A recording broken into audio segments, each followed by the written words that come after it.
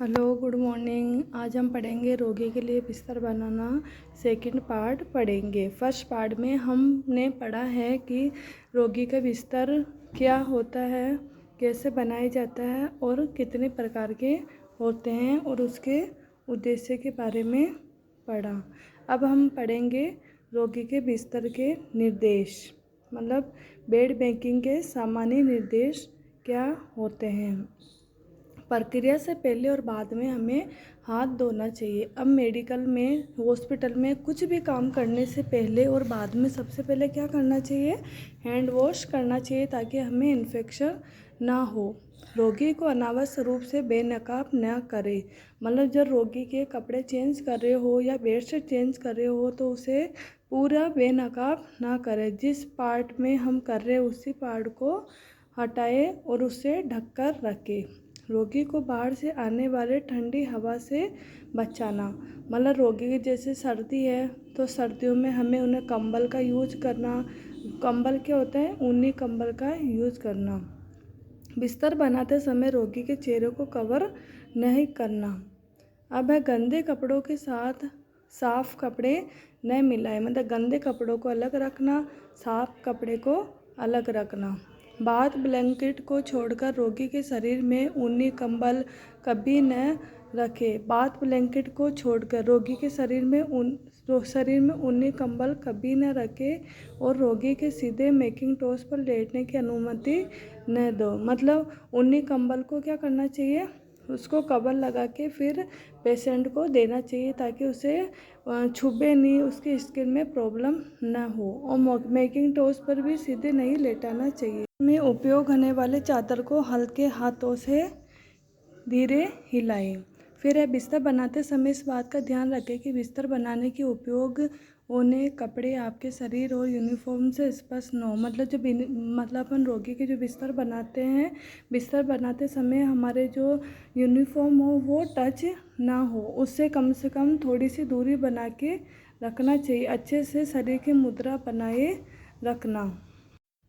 अब है बिस्तर को टाइट, चिकना और झुर्रियाँ मुक्त रखना। बिस्तर को क्या करना? टाइट रखना, उसमें सरवटे वगैरह वो नहीं होना चाहिए। समय, ऊर्जा, सामग्री को बचाने का अभ्यास करना चाहिए, मतलब अपना समय, ऊर्जा और अब है बिस्तर के कपड़ों को इस तरह व्यवस्थित करें कि वे दिन के समय में आसानी से अपने शरीर, हाथ पैर की गति कर सके और रात में कंधों के ऊपर तक कवर करना और पैरों की ओर सीधे ऊपरी चादर ढीला रख, मतलब बिस्तर को इस तरह व्यवस्थित करें कि अगर दिन भर पेशेंट इधर उधर हिले तो भी वो कवर व्यवस्थित।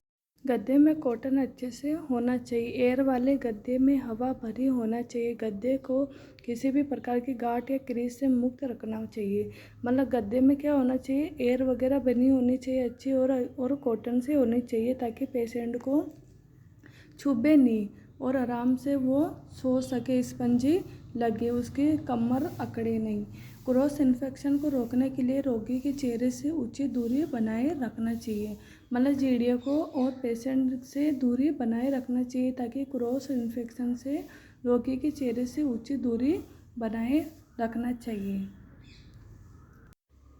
कमज़ोर रोगी को गिरने से रोकने के लिए बिस्तर बनाते समय अतिरिक्त सहायता लेना। अतिरिक्त सहायता उपलब्ध न होने पर गिरने से रोकने के लिए साइड रेल का उपयोग किया जाता है। मतलब रोगी पेशेंट गिरे उसके लिए क्या करना चाहिए? एक और नर्स की सहायता लेनी चाहिए या साइड रेल का उपयोग किया जाना चाहिए। अब है संक्रमण फैलाने वाले कीट की उपस्थिति के लिए प्रतिदिन बिस्तर, गद्दा और तकिया का निरीक्षण करना और बिस्तर पर कीट मिलने पर उसे नष्ट करना।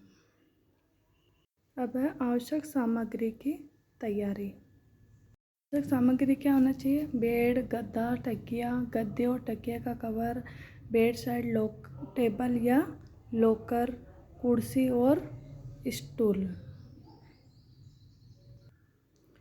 अब और क्या होना चाहिए? मेकिंग टोस, ड्रॉ शीट, 2 चादर, ब्लैंकेट, कंबल और पलंग पोश, मतलब काउंटर पेन, ये सब चीज़ें होनी। जैसे कि डायग्राम में बताया, बेड और गद्दा, तकिया cover, bed sheet, bed side locker, screen, mackintosh, draw sheet, पलंग कोस या काउंटर पेन, या लॉन्ड्री बैग, ये सारे डायग्राम। अतिरिक्त सामान क्या होने चाहिए? गंदे कपड़े रखने के लिए लॉन्ड्री बैग, बिस्तर साफ करने के लिए डस्टर और एंटीसेप्टिक लोशन के साथ। अब रोगी और उसके यूनिट की तैयारी कैसे करें? अब रोगी को सबसे पहले प्रक्रिया के बारे में समझाना। कुछ भी प्रक्रिया करते हैं हम उसको रोगी को समझाना ताकि उसे डर दूर हो सके, उसमें विश्वास पैदा हो सके कि जिससे वह बिस्तर बनाते समय हमारे निर्देशों का पालन करे, हमें अपना सहयोग प्रदान करना। मतलब कुछ भी काम करने से पहले सबसे पहले रोगी को उसके बारे में बताना कि हमें ये काम करना है, हमें आपके बिस्तर चेंज करने हैं, हमें आपके कपड़े चेंज करने हैं, हमें आपको इंजेक्शन लगाना है, ताकि रोगी कंफर्टेबल हो सके, उसको इस चीज़ का डर नहीं लगे, उसमें क्या हो विश्वास पैदा हो सके। अब रोगी को बताना कि वह किस प्रकार सहायता कर सकता है। रोगी को गोपनीय और प्राइवेसी प्रदान करने के लिए पर्दे से कवर करना, जो स्क्रीन पर्दा होता है उसको कवर करना ताकि वो प्राइवेसी प्रदान कर सके। अब बेड को दीवार से दूर लाना, यदि बिस्तर की ऊंचाई अधिक है तो उसे कम करना। लॉन्ड्री बैग को पहुंच से अंदर रखें। अब कुर्सी को बिस्तर से फुट एंड की ओर रखना, मतलब कुर्सी को क्या रखना, फुट एंड की तरफ, और उस पर साफ बिस्तर बनाने के लिए कपड़ों को उल्टे क्रम में रखें, जैसे अंत में उपयोग।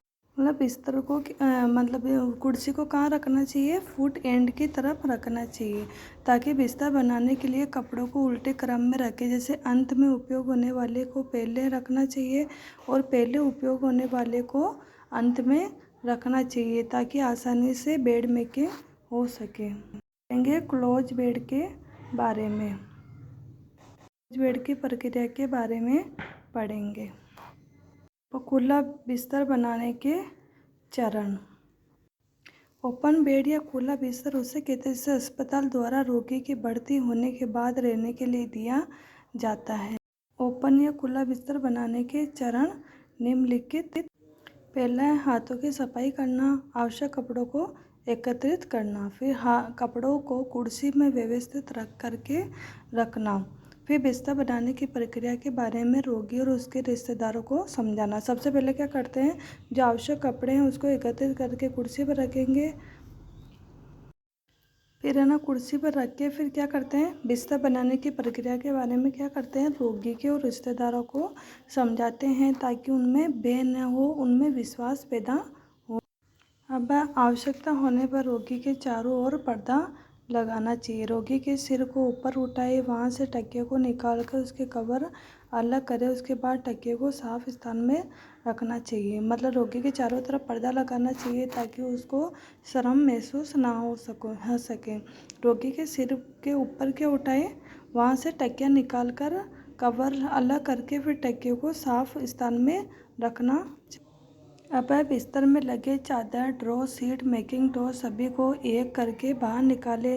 फिर सभी गंदे कपड़ों को क्या करना चाहिए, लॉन्ड्री बैग में बैग के अंदर डालकर रखना चाहिए ताकि इन्फेक्शन ना हो। फिर गंदे और बिस्तर को एंटीसेप्टिक लोशन या कीटाणुनाशक रसायन का उपयोग कर उसके गंदगी के और कीटाणु को हटाना चाहिए। उसके ऊपर एक साफ चादर को लगाएं और चादर को चारों ओर उसके किनारे से गद्दे के नीचे से मोड़कर दबा कर रखें। इस बात का ध्यान रखें कि चादर अच्छी तरह से टाइट हो, झुर्रियाँ। फिर चादर के ऊपर मैकिंटॉश को लगाएं, उसके ऊपर ड्रॉ सीट को लगाएं, फिर दोनों के किनारे को खींचकर गद्दे के नीचे मोड़कर लगाएं। तकिए के कवर के बदले और रोगी के सिर को नीचे रख दें। अब रोगी को आरामदायक स्थिति प्रदान करें। रोगी को चादर से कवर करें ताकि चादर को वापस उल्टा मोड़कर रखें। अंत में हाथों की सफाई करनी चाहिए ताकि हमें इन्फेक्शन ना हो। यह बिस्तर बनाने में जीड़े की क्या जिम्मेदारी होती है? अब है रोगी की मुद्रा के बारे में विशेष सावधानी अपनाना, चिकित्सक के मुद्रा संबंधित आदेशों का पालन करना। मतलब रोगी को सही पोजीशन प्रदान करना। रोगी के सेल्फ केयर है उसकी स्वयं की देखभाल क्षमता का अवलोकन करना, मतलब उसकी सेल्फ केयर जैसे उसको नहलाना, उसके कपड़े पहनाना, वो उसका क्षमता का वो कैसे कर सकता है, स्वयं की देखभाल उसकी क्षमता का अवलोकन करना। रोगी के व्यक्तिगत स्वास्थ्य में ध्यान देना, जैसे ओरल केयर, नेल केयर, उसके नेल केयर, हेयर केयर, त्वचा की सफाई, उसके नाखून काटना, उसके मुंह की सफाई, उसके बालों की सफाई, वो सारी सफाई के बारे में ध्यान देना। रोगी के बेड शोर या दबाव के कारण होने वाले घाव से बचाना। पेशेंट एक ही पोजीशन में रहता है तो उसको क्या होता है, बेड शोर होने के चांस होते हैं। रोगी की सुविधा के लिए कंबल और आराम देने वाले सामग्री जैसे बैक रेस्ट का उपयोग करना।